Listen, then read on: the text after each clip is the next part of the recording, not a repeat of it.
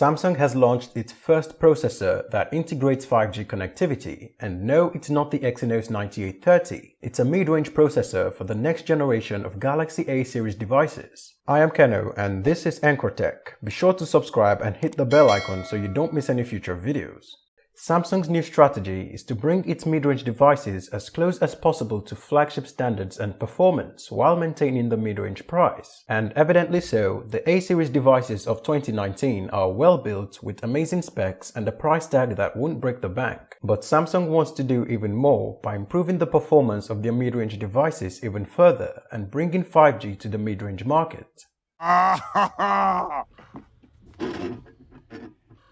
that's hot.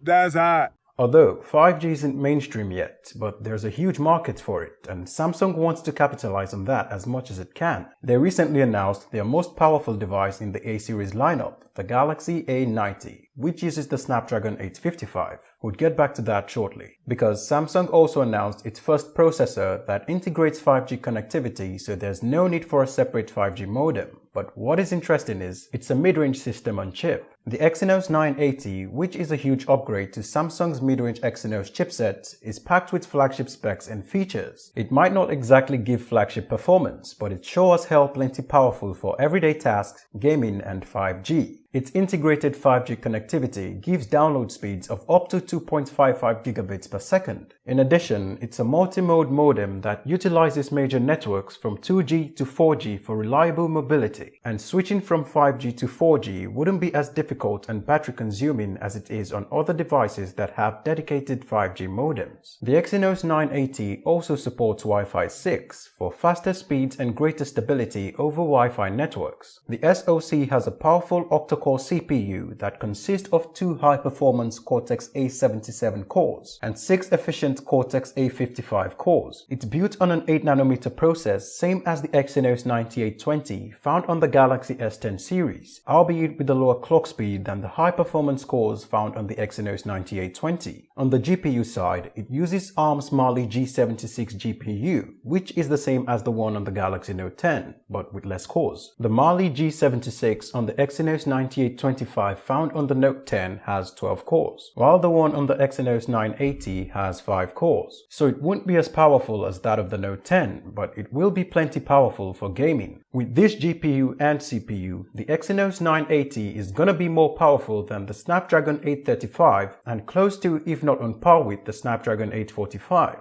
That's pretty impressive for a mid-range chipset. It's also gonna have a new image signal processor that can support up to 5 individual sensors and is able to process 3 sensors simultaneously. It also supports ultra-high resolution of up to 108 megapixels. And finally, it has a powerful neural processing unit and digital signal processor built in for on-device artificial intelligence. This Exynos 980 looks really promising, and Samsung wouldn't need to use Qualcomm's mid-range chipsets on its mid-range devices next year. I can't wait to see how powerful it is when put on a device. As for the Galaxy A90 5G that I spoke of earlier, it's a mid-range Galaxy device that uses the Snapdragon 855 with the base of 6GB of RAM and 128 gigs of onboard storage. It has a 6.7-inch 1080p Super AMOLED display, triple cameras on the back, a 4500 mAh battery, support for 25 watts of fast charging, and is the first A-series phone to support Samsung DeX. If Samsung gets the pricing right, this is gonna be a real winner. The device is set to go on sale in South Korea pretty soon. So if you want to know more about this device and other tech-related stuff, be sure to subscribe and hit the bell icon so you don't miss any future videos. Like if you enjoyed the video, and let me know what you think about the Exynos 980 and the Galaxy A90 5G in the comment section below.